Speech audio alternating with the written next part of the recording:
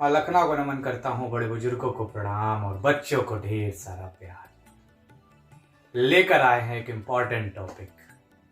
राहु का होने जा रहा है राशि परिवर्तन साल 2022 में, महीना होगा अप्रैल। उसका क्या असर पड़ेगा मेष राशि वालों पर, और ये राशि परिवर्तन भी होने जा रहा है मेष में। राहु अभी वृषभ राशि में है और ये मेष में जाने वाले हैं 18 साल बाद। 18 महीने तक और 18 महीने आज से राहु रहेंगे 12 अप्रैल से मेष राशि में। पूरे 18 साल बाद मेष राशि में आ रहे हैं, जो कि बड़ी पावरफुल राशि है। काल पुरुष की कुंडली भी पहली राशि है। उसमें आ रहा है राहु, जो छलावा है, दिखावा है, बहकावा है, मोह है, माया है, मिथ्या है। मेष जिसका विजन, जिसकी नजर बाघ की तरह तेज होती है, उसमें आ रहे हैं। वृषभ राशि में अभी तक थे पिछले 1.5 साल से, बहुत बेहतर थे, उच्च की राशि मानी गई है।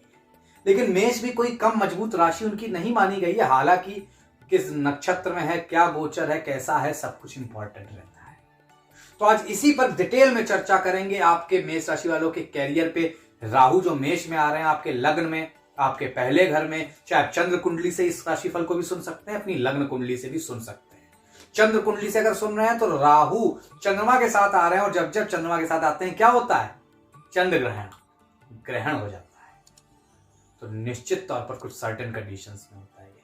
तो निश्चित तौर पर स्थिति बहुत अच्छी नहीं रहेगी। अगर लग्न से देख रहे हो चंद्रमा कहीं और है तो स्थिति फिर बहुत बेहतर है। तो आपके कैरियर, व्यवसाय, धन धान्य, पुत्र, शिक्षा, पारिवारिक जीवन, स्वास्थ्य, उपाय, सब इसी पर चर्चा करेंगे।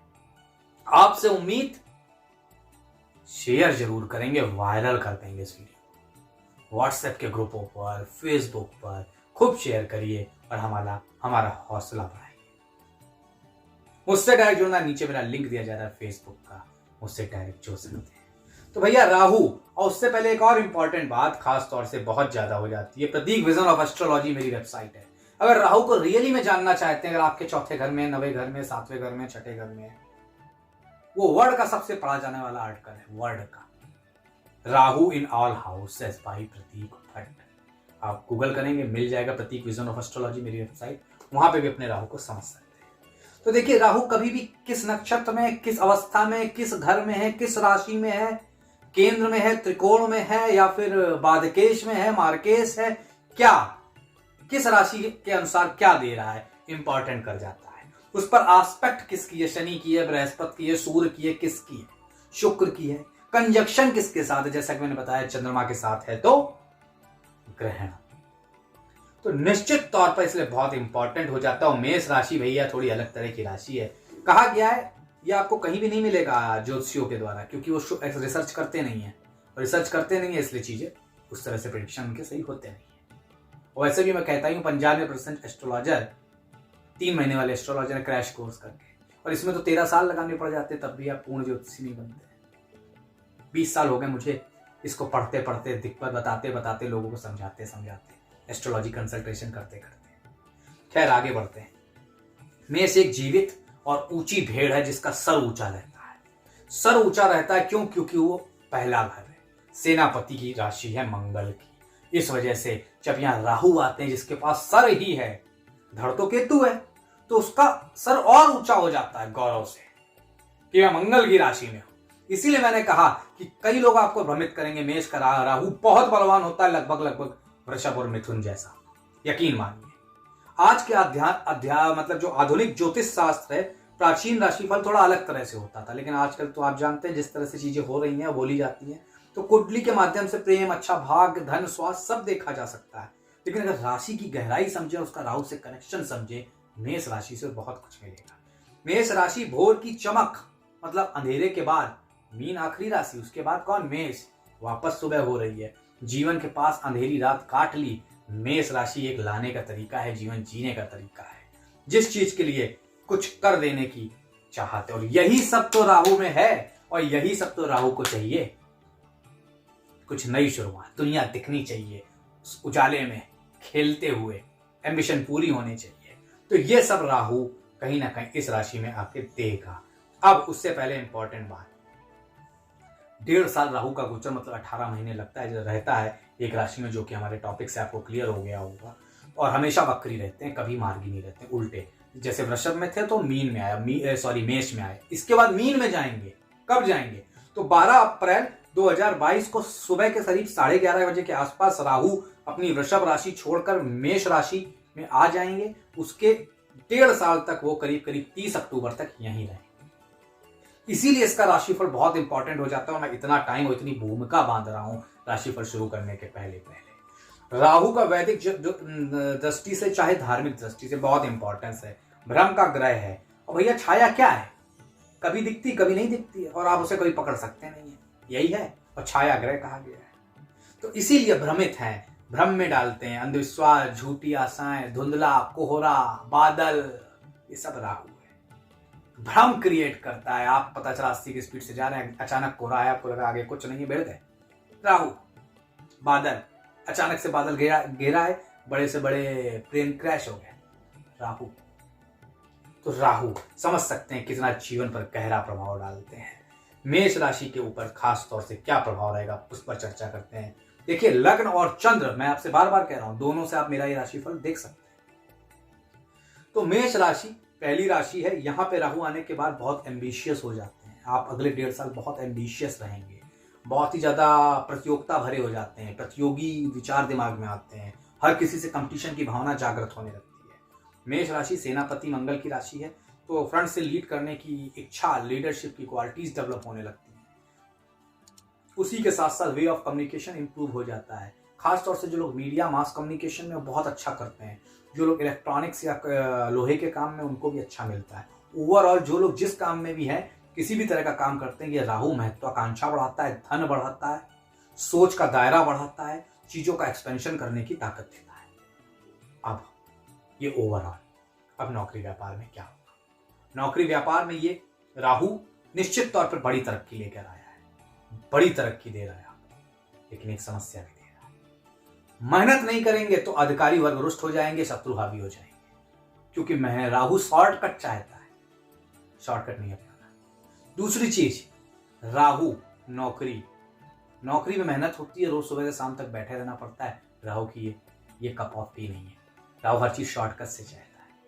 तो शॉर्टकट छोड़ दीजिएगा अगले 18 महीने के लिए, चाहे लग्न से देख रहा हो चाहे चंद्र राशि से। नहीं तो नौकरी व्यापार में परेशान होंगे, मिला जुला रिजल्ट मिलेगा। अगर शॉर्टकट छोड़ दिया, नंबर 2 का पैसा लेना छोड़ दिया, ईमानदारी से काम करते रहे, ये राहु बहुत कुछ देगा, महत्वाकांक्षाएं पूर्ण करेगा। नौकरी में प्रमोशन के चांसेस बनते दिख रहे हैं, तरक्की दिख रही है, व्यापार दुगना होता दिख रहा है, बहुत तेजी से बढ़ता दिख रहा है, खासतौर से 2022 के सेकंड हाफ में, जुलाई ऑनवर्ड्स।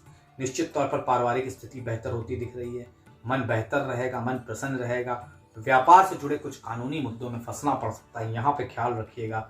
इस दौरान आपको जबरदस्ती कोर्ट कचहरी और पुलिस के चक्कर ना लगाना पड़े, इसके लिए बहुत फोकस रखना भैया। अब बात धन की। राहु है क्या? जैसा कि अभी तक क्यों इतना बता रहा हूं, लग्जरी चाहता है, आंखें भाई कि तू मोह चाहता है, इसलिए मैं बोला मोह है, माया है, मिथ्या है, छलावा है, दिखावा है, बहकावा है, ये है राहु। तो धन में क्या चाहिए? गैम्बलिंग, ड्रग्स के काम में, ड्रग्स लेना बात की बात है, काम में नंबर 2 के काम, कमोडिटीज, सट्टा मार्केट, शेयर मार्केट, ये सब राहु के काम है। यार मेहनत ना करनी पड़े, हाल लगाऊं कर लूं, डबल हो जाए, इस तरह से पैसा आता दिख रहा है। लेकिन आएगा तो तभी जब सत्य मार्ग पे चलेंगे। क्यों? देखिए, ग्रहों की किरणें हम ले रहे होते हैं, हर ग्रह के 9 ग्रहों की किरणें आपके पास आ रही होती हैं, सदमार्ग पे चल रहे होते हैं, अच्छा माड़िक पुखराज पहना होता है मान लीजिए, तो वो किरणें आप पर ज्यादा इंपैक्ट करती हैं और आपको वो स्टेबिलिटी देती हैं, because Jupiter and sun is the planet of stability. But Rahu planet of huge wealth, huge expansion, but Rahu जिसे तारे उसे कौन मारे, और राहु जिसे मारे उसे फिर कौन तारे, ये कहा गया है। तो निश्चित तौर पर पटकते हैं तो ऐसा पटकते हैं कि किनारा नहीं मिलता है। तो इसलिए कह रहा हूं, धन की स्थिति अच्छी, धन लाभ के संकेत, लेकिन खर्चे बहुत बढ़े हुए दिख रहे हैं, बढ़ेंगे ही बढ़े। लग्जरी का प्लैनेट है, मोह है, माया है, मिथ्या है। मैनी अफेयर्स हो सकते हैं, फीमेल्स पे मेल्स पे धन खर्च हो सकता है, वोमेन वाइन पे खूब धन खर्च हो सकता है, पैसा रुपया खूब आएगा, लग्जरी ओरिएंटेड चीजों में धन खर्च हो सकता है। जुलाई के बाद अगले अक्टूबर तक, मतलब सवा साल 2023 के अक्टूबर तक पैसे की स्थिति बहुत अच्छी रहेगी। क्यों? क्योंकि भाई 3 नक्षत्रों में इनका गोचर होता है, अश्विनी, भरणी, कृतिका। तो कृतिका में जस्ट थोड़े टाइम के लिए रहेंगे, इसलिए मैं जुलाई की बात कर रहा हूं, फिर भरणी, फिर अश्विनी। भरणी शुक्र का, अश्विनी केतु का। दोनों नक्षत्र बहुत बेहतरीन, बहुत मुफीद इनके लिए। उसके बाद बहुत बेहतर करते हुए दिख रहे हैं, पैसा रुपया खूब आएगा, बड़ा रियल एस्टेट में गेन हो सकता है, घर गाड़ी बंगला खरीद सकते हैं, पैसे रुपए की कमी नहीं होगी, मोर देन वन रिसोर्स से इनकम आएगी, धन धान्य बढ़ता हुआ दिख रहा है। पारिवारिक जीवन बेहतर हो रही है, माता पिता के साथ पत्नी से अलगाव की स्थिति दिखती है, चीटिंग की स्थिति दिखती है, या तो आप या वो चीट करेंगे एक दूसरे को। वोमेन वाइन में इन्वॉल्वमेंट या मैन और वाइन में इन्वॉल्वमेंट बढ़ेगा, किसी भी तरह के ड्रग्स, सिगरेट एडिक्शन, इनकी तरफ रुझान बढ़ेगा। खास तौर से जिनको जो लोग भी राशिफल चंद्र राशि से सुन रहे हैं, जिनका चंद्रमा राहु के साथ है, निश्चित इन चीजों पर ध्यान रखिएगा। परिवार में अलगाव की स्थिति, मन अशांत बेचैन रहेगा, और तलाक लेना चाहते हैं तो वो इच्छा पूरी हो जाएगी। बहुत अच्छी इच्छा नहीं होती है, हालांकि मैं ऐसे ही सोचता हूँ, इंडियन कंजर्वेटिव ख्यालात कह सकते हैं तो, बट हाँ ये दिक्कत रहेगी। दाम्पत्य जीवन में तनाव रहेगा, निश्चित रहेगा, और सेपरेशन या अलगाव या तलाक तक की स्थिति आ सकती है, उस पर कंट्रोल करने की जरूरत है। प्रेमी प्रेमिका, यहाँ पे चीटिंग बहुत ज्यादा है, बहुत ज्यादा है। अच्छा पार्टनर नहीं मिलेगा इस दौरान, वही पार्टनर मिलेगा जो आपसे कुछ सेटिस्फैक्शन चाहता है और आप उससे कुछ सेटिस्फैक्शन चाहते हैं। जस्ट राम मिलाए जोड़ी एक अंधा एक कोड़ी, वो आपकी नीड पूरी कर रहा है, आप उसकी नीड पूरी कर रहे हैं, that's all, nothing else. There should be no chance of stable planet as well as stable partner, because ये स्टेबल प्लैनेट है नहीं। समझ रहे होंगे आप मेरी बात को। तो इसलिए जीवन अच्छा हो सकता है जिनके लिए double date, triple date, multiple affairs करना शौक है, उनका सब अच्छा जाए। लेकिन जिनका ये नहीं है कप ऑफ टी, उनको प्रॉब्लम आएगी निश्चित तौर पर मैरिज में, और खास तौर से स्थितियां गंभीर हो सकती हैं। अब बात करते हैं स्वास्थ्य के बारे में। सर पर चोट, एक्सीडेंट, ब्लड प्रेशर या ब्लड संबंधित कोई हिडन रोग अगले 18 महीनों में उभर के आ सकता है। उसी के साथ साथ दांतों की प्रॉब्लम, आंखों की प्रॉब्लम, न्यूरोलॉजिकल डिसऑर्डर अगले 1.5 साल तक हो सकता है। ये सब तभी होगा जब चंद्रमा पीड़ित हो राहु के साथ और चंद्र कुंडली से आप देख रहे हैं। लग्न कुंडली से इसमें कमी आ जाएगी, होंगी यही चीजें, इनमें बहुत कमी आ जाएंगी और अस्पताल के चक्कर नहीं लगाने पड़ेंगे।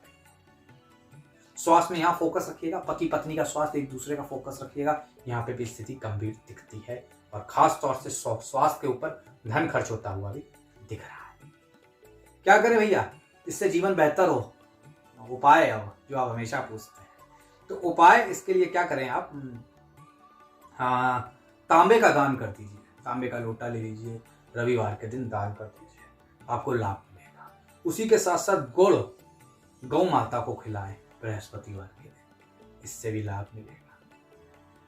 इसके साथ साथ कॉपर के जार में पानी रख के पिए, अगले 1.5 साल तक लाभ मिलेगा। 4 सैटरडे कंटिन्यू अपने सर के नीचे, सोने वाले स्थान के नीचे पानी रख दें भर के, और सुबह किसी कटीले पौधे पर उसे चढ़ा दें या पेड़ पर चढ़ा दें, लाभ मिलेगा। ये अचूक उपाय दे रहा हूं। कौन से महीने अच्छे रहेंगे? सारे महीने अच्छे हैं, सिर्फ अप्रैल से जुलाई तक थोड़ा गड़बड़ है, उसके बाद अमूमन ये गोचर आपके लिए अच्छा रहेगा। बस आपको चीजें इंप्रूव करनी होंगी जो मैंने आपसे बोली। कितने भाग्य को मिलते हैं अंक? इस गोचर बस आपके भाग्य को मिलते हैं 10 में से 8 अंक। तो गोचर अच्छा है। अब आपकी बारी है गुरु दक्षिणा देने की। शेयर करिए, सब्सक्राइब करिए, लाइक करिए, औरों तक पहुंचाइए। उससे कंसल्टेशन लेना है, पेड कंसल्टेशन, तो नीचे नंबर दिया जा रहा है, उस पर व्हाट्सएप मैसेज कर सकते हैं। आज के लिए फिलहाल प्रतीक भट्ट का बहुत बहुत धन्यवाद।